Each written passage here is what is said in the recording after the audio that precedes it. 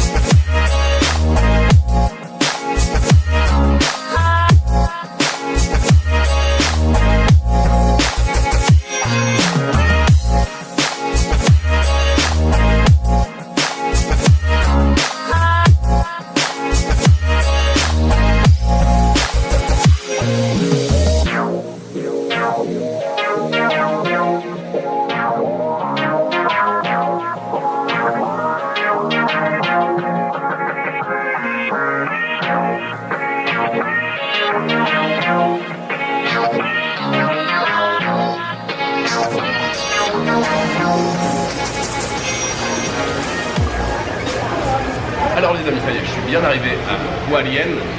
Ça fait une bonne heure là déjà que je suis arrivé. Donc quand je suis arrivé à la gare ferroviaire, j'ai pris un bus de ville pour me rendre à l'hôtel. J'ai fait quelques recherches rapides là dans le train, j'ai réservé un hôtel. Donc le bus suis arrêté pas très loin, je suis arrivé à l'hôtel, en fait il y avait personne en bas, il n'y avait pas vraiment de réception. Donc j'ai ouvert la porte, j'ai enlevé mes chaussures, je suis monté dans les étages. Là il y avait un jeune homme qui faisait le ménage mais qui parlait pas un mot d'anglais. Bon, il m'a fait comprendre qu'il fallait que j'appelle un numéro, donc il m'a donné le numéro qu'il y avait sur la carte.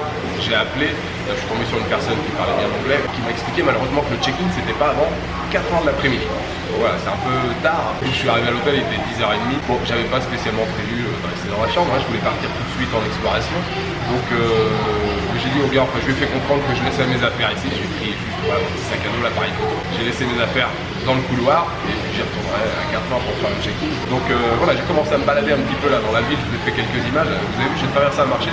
Dès que je suis parti, la première direction que j'ai prise, j'ai traversé un marché. Alors, on se serait cru presque au Vietnam ou au Cambodge. Vous avez vu sur le marché, il y a la viande qui est suspendue, il y a les scooters qui passent au milieu. Mais ici on est sur la côte, donc il y a la mer qui est pas très loin. Donc quand j'arrive dans un endroit où il y a la mer, je peux voir la mer tout de suite. Donc là j'avais quand même très faim, je me suis arrêté, j'ai trouvé un petit restaurant, il y a un bout de menu en anglais, j'ai pris un riz sauté au bœuf. Et normalement la mer est pas très loin, je sais pas s'il y a une plage, je sais pas comment c'est.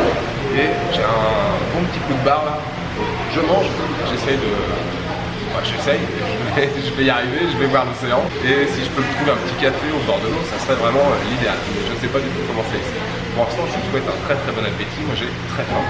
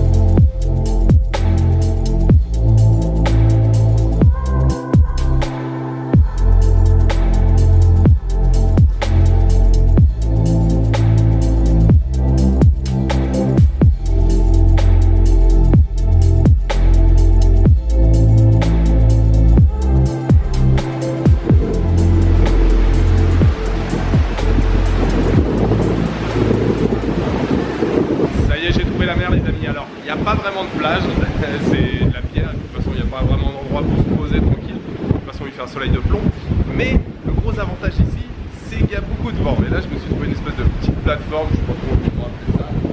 Bon, en tout cas il y a énormément de vent et ça fait un bien énorme. Alors la mer est vraiment belle, hein. Vous avez vu un beau bleu magnifique là, je pense que je vais quand même me poser un petit peu ici là avec le vent, ça fait vraiment du bien.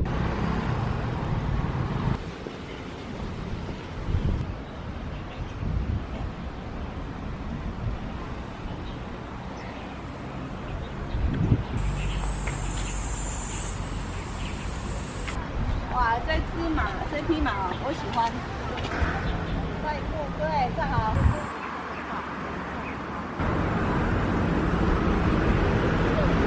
为什么跟他好几年？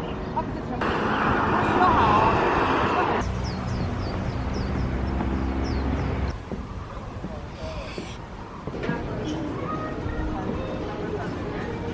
Je me trouve actuellement au Jardin des Pins. C'est une ancienne commandanture. Commandanture, c'est plutôt pour l'armée allemande, mais un ancien siège de commandement japonais. C'est un bâtiment, vous voyez derrière, qui a été construit en 1942 et avec un jardin autour, avec bien sûr beaucoup de pins. Je viens de faire le tour déjà, là il y a un ticket d'entrée, c'est 50 $.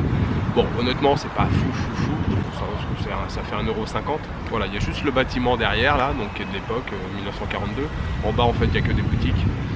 Et puis voilà, on fait juste le tour de la maison, il y a un petit étang, enfin une petite mare derrière. Et voilà, c'est tout ce qu'il y a en fait, et il y a surtout 3 ou 4 boutiques. Voilà, c'est loin d'être un incontournable. Par contre, c'est vrai que c'est un peu en hauteur et il y a une vue plutôt sympa sur l'océan en face, avec un petit peu de vent. Donc voilà, ça c'est le côté quand même agréable de la visite.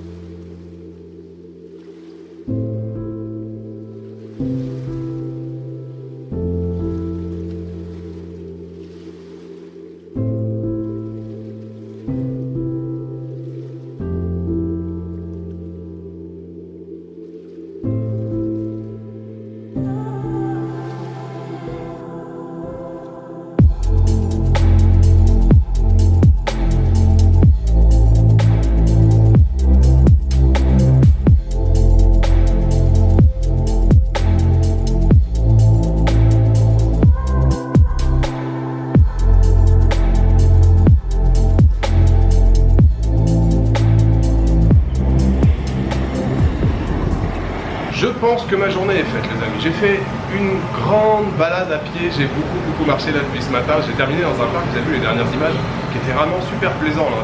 Très chouette, c'était bien calme, la végétation, la nature, c'était vraiment cool. Et puis je suis revenu ici sans vraiment regarder l'heure, je suis revenu, il était pile poil 16h. La nana que j'ai eue ce matin au téléphone, elle était là, m'attendait, elle vient de me donner ma chambre et c'est une excellente surprise. Ce matin j'ai passé dans le train, ouais, une bonne heure je pense à regarder à peu près toutes les adresses qu'il y avait sur Walian. Évidemment je cherchais quelque chose de bon marché mais qui semblait être aussi correct. Et donc j'ai réservé ici, ça s'appelle Sarah's Inn ou Hôtel, Sarah's Hotel, comme ça. Déjà j'ai un balcon, vous voyez je suis sur le balcon donc c'est plutôt cool. Il y a des fenêtres et tout. Après la déco, les couleurs et tout, ça se discute, mais sinon la chambre est plutôt sympa. J'ai réservé pour 3 nuits ici et ça m'a coûté seulement 36 €. Alors il y avait une promo, ça fait 12 € par nuit. C'est vraiment pas cher, 1320 dollars taïwanais. La nana était super sympa alors. Et bah voilà, je vous montre à quoi ça ressemble. Alors, pour 36 €, vous voyez, on a une chambre plutôt en taille conséquente. J'ai un grand lit. Là-bas, il y a une petite table de chevet. On a une micro-banquette, une table qui va me servir de studio ce soir. Il y a même un voile si je veux. Là, on a des fenêtres pour la luminosité, une télévision. Bien sûr, il y a la clim. Et une salle de bain. Voilà, qui m'a l'air tout à fait correcte. Vraiment bien.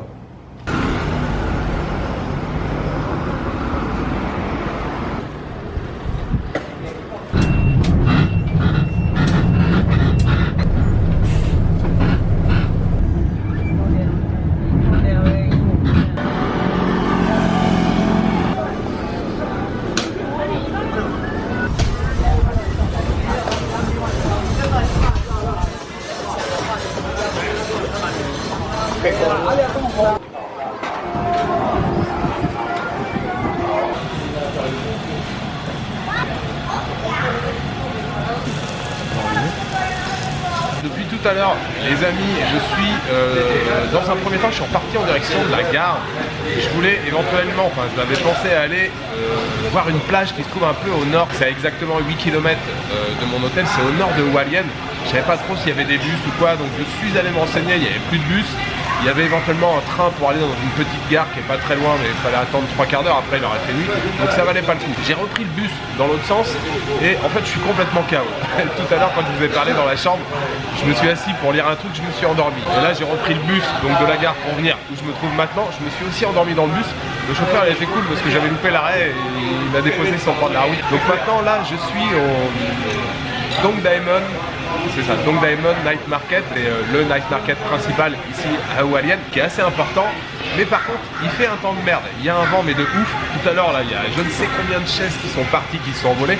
Là, je suis à l'abri, donc ça va. Il pleut en même temps. Il n'y a pas une fréquentation énorme. Donc, je viens de commander une assiette. Ça va commencer à me réveiller un petit peu, là. Je me suis pris une escalope de poulet avec une sauce. Il y a des nouilles dessus, il y a aussi un œuf, c'est servi sur un genre de, on appelle ça une pirade, enfin voilà, c'est encore en train de cuire. Ouais, ça commence à me réveiller là, ça y est, je me sens un peu mieux. Voilà le programme pour le début de soirée, donc Dongdaemun Night Market. Je vais quand même refaire un petit tour après, j'ai vu qu'il y avait des fruits, il y a je crois des milkshakes, des choses comme ça. Donc je vais manger, puis probablement grignoter, petite douceur après.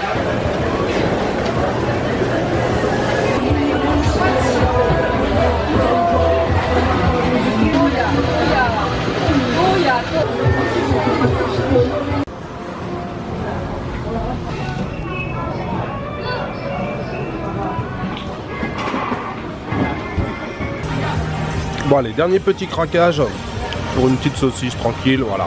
Ça passe bien comme ça en dessert, nickel.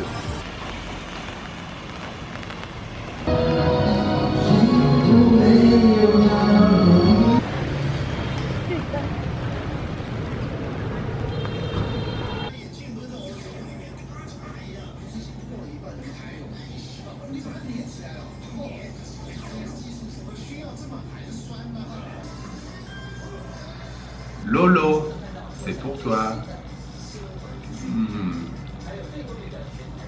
Quelle douceur. Je suis de retour dans ma magnifique chambre rose. Je suis très content du rapport qui a été pris de cette chambre là. Je viens de découvrir ce soir en rentrant du night market déjà, qui est pas très loin, qu'en fait juste à un pâté de maison d'ici, il y a la rue la plus commerçante, très animée avec plein de commerces, des restaurants, il y a plein de trucs là, c'est juste à côté. Alors la gare est un peu loin, c'est vrai, 25 minutes de marche, mais juste à côté là, on a vraiment une rue super animée, donc 12 € la nuit ici, c'est vraiment un excellent rapport qualité-prix. Évidemment, là, je viens de me régaler avec des fruits du dragon, ils étaient excellents, monsieur Laurent Cassia, je me suis régalé. Bien juteux, j'ai payé 40 $ la barquette. Ça fait un tout petit peu plus d'1 €. Alors le night market là ce soir, j'y suis allé, j'avais pas spécialement faim. Je rentre, je suis éclaté. Je me suis vraiment calé le bide encore ce soir là. Le plat que j'ai pris là, l'espèce d'escalope de poulet, là, ça coûtait 150 $, un petit peu plus de 4 € c'est ça. Et puis milkshake à l'avocat. Je me suis pris une petite saucisse pour terminer en guise de dessert. Et puis évidemment j'ai vu les fruits du dragon, je me suis pris la petite barquette. Et c'est pas terminé, je viens de passer au 7-Eleven et je suis tombé sur ça les amis. Ça, c'est des pokis à la noix de coco.